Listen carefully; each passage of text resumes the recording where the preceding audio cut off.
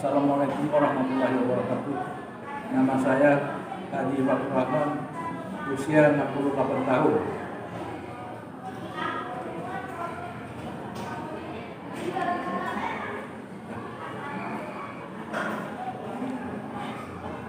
Saya sudah sekitar 2 tahun menderita sakit asma, jantung, batuk berdahak, asam urat,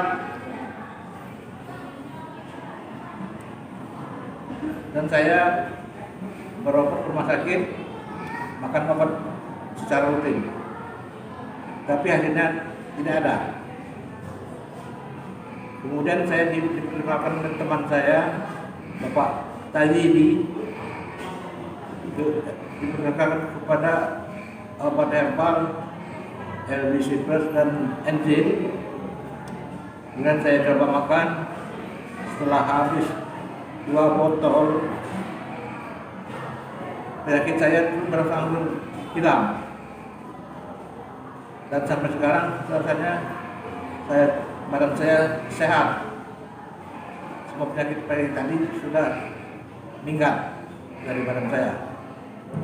Terima kasih kepada Bapak Tajidi yang telah memberitahu kepada saya mengenai obat tadi.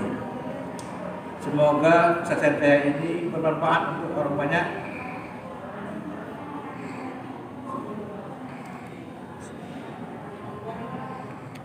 Wassalamualaikum